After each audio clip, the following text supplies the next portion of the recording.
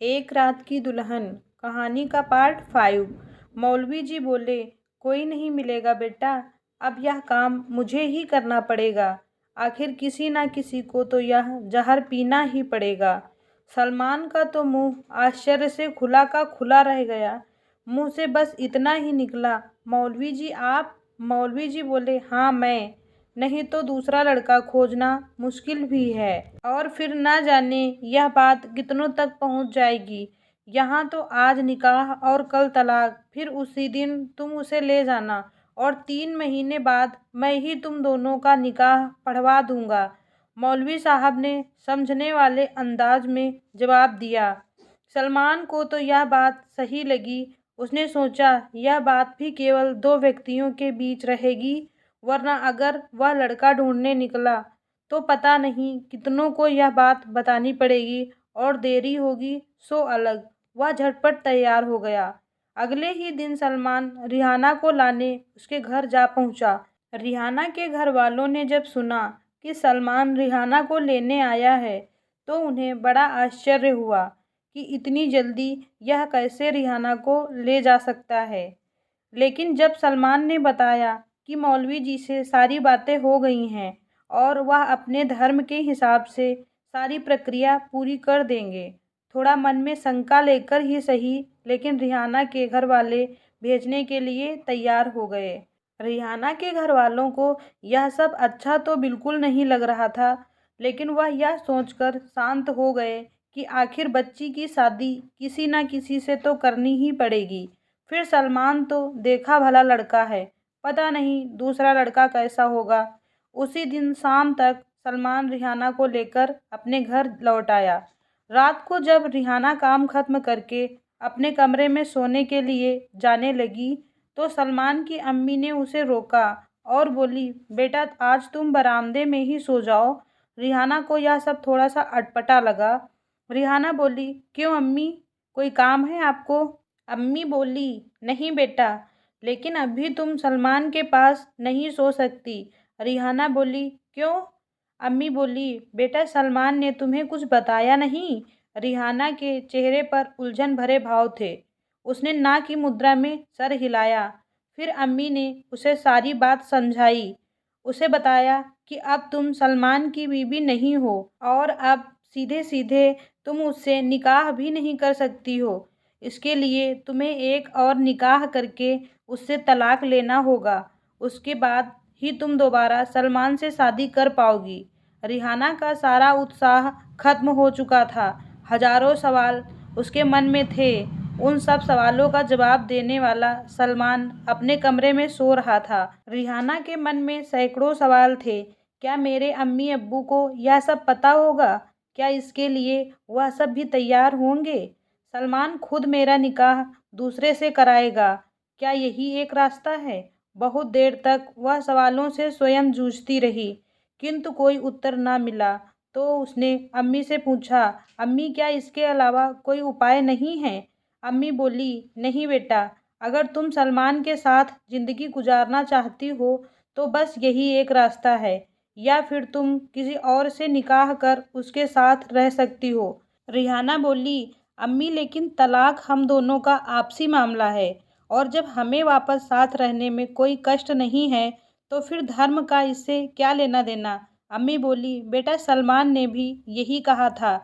मेरी बात तो उसने ठीक से सुनी भी नहीं, लेकिन जब मौलवी जी ने उसे समझाया तो फिर मान गया।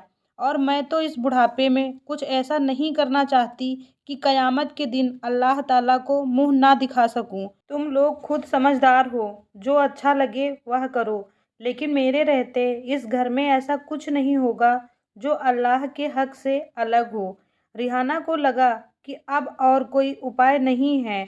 फिर हार कर बोली, अम्मी लेकिन मेरा क्या? मैं किसी गैर मर्द से निकाह करके उसकी बीवी बन जाऊं, और वह भी एक रात के लिए? यह सही है क्या? अम्मी बोली, बेटा यह सब सोच की बातें हैं। जब एक बार तुम्हारा तलाक हो गया तो तुम्हें किसी दूसरे मर्द से निकाह करना होगा। यहाँ भी तो तुम वही कर रही हो। सोचो, अगर वहाँ भी किसी कारण से तुम्हारा तलाक हो गया तो तुम किसी तीसरे मर्द से निकाह करोगी।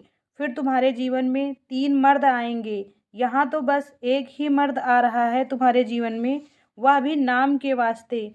उसके बाद तुम आराम से सलमान के साथ रह सकती हो। रिहाना का दिमाग और उलझ गया। उसे भी लगा कि अगर मैं मना कर भी देती हूँ तो बात तो वही होगी जो अम्मी ने कही है, मेरा निकाह किसी और लड़के से होगा। फिर वह किस स्वभाव का होगा यह भी नहीं पता। सलमान जब से सऊदी से लौटा है, रिहाना ने उसकी आंखों में एक सच्चाई देखी है। रिहाना अब दोबारा सलमान को नहीं खोना चाहती थी। रिहाना को लगा सलमान उसे सच्चा प्यार करता है, नहीं तो वह दूसरी शादी कर लेता। सऊदी से कमा कर आया है, उसे भला लड़कियों की क्या कमी होगी। फिर भी वह मुझे मनाने आया। अब मैं जहर का घूंट पी लूंगी, लेकिन सलमान को वापस पाकर ही रहूंगी। रात में यह बात सोचते सोचते कब उसकी आंख लग गई पता ही नहीं चला। अगली सुबह सलमान रिहाना और अम्मी के साथ सीधे मस्जिद पहुंच गया। कल शाम में ही उसने मौलवी जी से सारी बातें कर ली थी। पहली बार रिहाना ने मौलवी जी को देखा और मौलवी जी ने रिहाना को। मौलवी जी 55 साल की उम्र में भी काफ़ी फिट दिख रहे थे। छोटा कद, सांवला रंग, सर पर टोपी, लंबी दाढ़ी, लंबा कुर्ता और छोटा पजामा पहने मौलवी ही लग रहे थे। रिहाना ने एक नज़र मौलवी जी को देखा और फिर नज़र फेर ली। मौलवी जी ने भी तिरछी नज़रों से रिहाना को देखा, लेकिन चेहरा बुर्के से ढका होने के कारण कुछ ज़्यादा अनुमान नहीं लगा सके। मौलवी जी सलमान से बात करने में व्यस्त हो गए। निकाह से पहले सलमान से बोले, पैसे निकाह से पहले ही देने होंगे। सलमान बोला, हाँ हाँ मौलवी साहब, पैसे मैं लेकर आया हूँ। आप निकाह की रस्म आगे बढ़ाएं। पैसे मिलते ही मौलवी जी ने फटाफट निकाह की रस्म पूरी की। निकाह के गवाह बने सलमान और उसकी अम्मी। निकाह खत्म होते ही मौलवी साहब सलमान की ओर देखते हुए बोले, अब काम हो गया है। कल सुबह मैं तलाक दे दूंगा और फिर आप दोनों का 3 महीने बाद यही निकाह करवा दूंगा। अब आप लोग जा सकते हैं। दोनों के जाते ही मौलवी साहब इशारों से रिहाना को मस्जिद के अंदर बने कमरे में ले गए। यह कमरा मौलवी साहब के लिए ही बना था। मौलवी साहब दूर के गांव से थे और सप्ताह में एक बार अपने घर जाते थे। यही उनका पेशा था। इसी मस्जिद की आमदनी से उनका घर चलता था।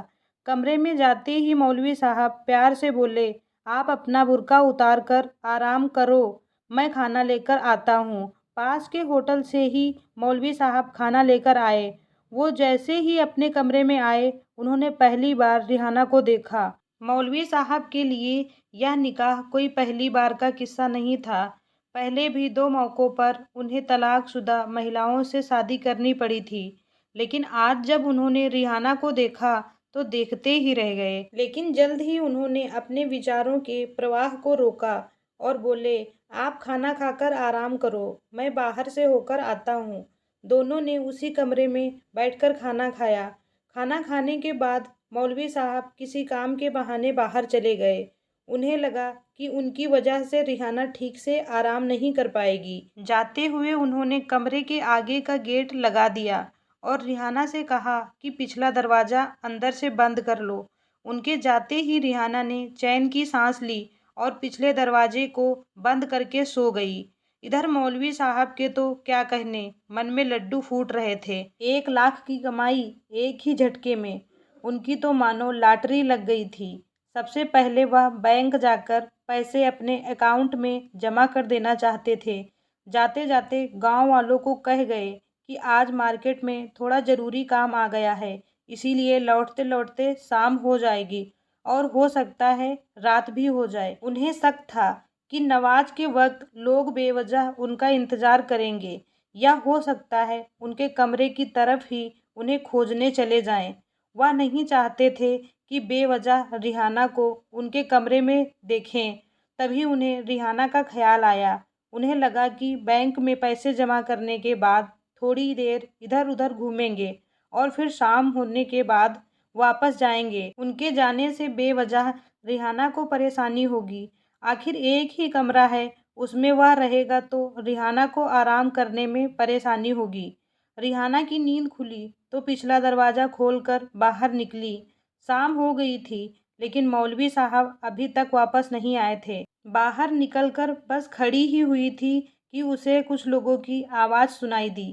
शायद नवाजी मस्जिद में आने लगे थे। तुरंत वह पिछले दरवाजे से अंदर आ गई और कमरा अंदर से बंद कर लिया। थोड़ी देर हलचल के बाद जब शांति हुई तो अंधेरा हो चुका था। तभी उसके फ़ोन पर सलमान का कॉल आता है। सलमान बोला, कैसी हो? रिहाना बोली, ठीक हूँ, बस कल का इंतज़ार कर रही हूँ। ठीक है, अपना ख्याल रखना, बाय। सलमान इतना कहकर फ़ोन काट देता है। फ़ोन रखते ही रिहाना बाथरूम में घुस गई। थोड़ी ही देर में उसे दरवाजे पर कुछ खटखट की आवाज़ आई। बाथरूम का दरवाज़ा थोड़ा सा खोलकर उसने सुना तो लगा कि मौलवी साहब वापस आ गए हैं। वहीं से उसने आवाज़ लगाई, आप अंदर आ जाइए, मैं बाथरूम में हूँ। जब उसने गेट पर ताला खुलने के बाद गेट खुलने की आवाज़ सुनी तो बाथरूम का दरवाज़ा बंद कर लिया। नहाकर जब वह बाहर निकली तो देखा कि मौलवी साहब रात का खाना लेकर आए हैं। निकलते ही मौलवी साहब बोले, मैं भी नहा लेता हूँ, फिर खाना खा लेंगे, नहीं तो खाना ठंडा हो जाएगा। रिहाना ने सहमति में अपना सर हिला दिया। रात का खाना खाने के बाद मौलवी साहब बाहर निकल गए। उन्हें शायद रात का खाना खाने के बाद घूमने की आदत थी। रिहाना भी पिछले दरवाजे से बाहर निकलकर थोड़ी देर के लिए बाहर बैठ गई। थोड़ी देर बाद मौलवी साहब कमरे में आए और रिहाना से बोले, यह बेड छोटा है, इसमें 2 आदमी नहीं सो सकते, इसीलिए इस बेड को हटाकर अपना बिस्तर नीचे ही लगा लेते हैं। रिहाना बोली, कोई बात नहीं, आप बेड पर सो जाइए और मैं नीचे सो जाऊंगी। मौलवी जी बोले, ऐसा कैसे हो सकता है? आज तो हमने निकाह किया है, हम दोनों को आज एक साथ ही सोना होगा, तभी कल तलाक मुकम्मल होगा। मैंने सलमान को भी सारी बातें बता दी थी। रिहाना को पहली बार मौलवी जी की बात अजीब सी लगी, लेकिन वह और कर भी क्या सकती थी। रात को मौलवी साहब बोले, रिहाना एक बार इधर तो देखो, देखो आज हम दोनों के बीच शौहर और बीवी का रिश्ता है। तुम घबराओ मत, आज के लिए मुझे सलमान जैसा ही समझो। रिहाना को इस वक्त मौलवी साहब की ज़ुबान से सलमान का नाम अच्छा नहीं लग रहा था। 55-56 साल के बुजुर्ग मौलवी साहब और 26 वर्ष की जवान रिहाना का कोई मेल नहीं था। वह कैसे उस बूढ़े मौलवी को सलमान जैसा समझ सकती थी, लेकिन उसने कुछ नहीं कहा। उसकी तरफ से कोई प्रतिक्रिया होते ना देख मौलवी जी ने सीधा उसके ऊपर हाथ डाला और उसे अपनी ओर घुमा लिया। रिहाना ने कोई प्रतिरोध तो नहीं किया। मौलवी को देखकर रिहाना को उबकाई आ रही थी, लेकिन दिन भर से सपनों के सागर में गोते लगाता मौलवी अब भला कहाँ रुकने वाला था। फिर वह कोई गलत काम भी तो नहीं कर रहा था।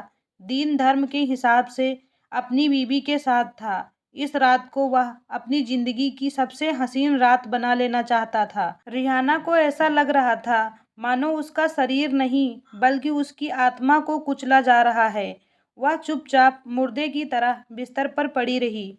मौलवी जी के लिए रात पूरी तेजी से खत्म हो रही थी और रिहाना को ऐसा लग रहा था जैसे इस रात की कोई सुबह ही नहीं है। पूरी रात रिहाना के शरीर पर मौलवी का हाथ रेंगता रहा। वह शायद रिहाना के पूरे शरीर को एक रात की भेंट मानकर ज़्यादा से ज़्यादा निचोड़ लेना चाहता था। सुबह जब रिहाना की नींद खुली तो मौलवी साहब कमरे में नहीं थे। उसने उस ओर ज़्यादा ध्यान भी नहीं दिया और बाथरूम में घुस गई। बाथरूम से बाहर निकली तो करीब 8 बज चुके थे, लेकिन मौलवी साहब का कहीं पता नहीं था। सोचा कहीं बाहर बैठे हों तो बाहर निकलकर देखते हैं, लेकिन यह क्या, कल की तरह फिर से गेट बाहर से बंद था। फिर पीछे के दरवाजे पर नज़र पड़ी तो दरवाज़ा खोलकर बाहर निकली, लेकिन बाहर भी वह कहीं नहीं दिखाई दिए। आखिर मौलवी साहब कहाँ गायब हो गए? क्या वह रिहाना के साथ एक रात बिताने के बाद तलाक देंगे? यह जानने के लिए सुनिए इस कहानी का पार्ट 6। धन्यवाद।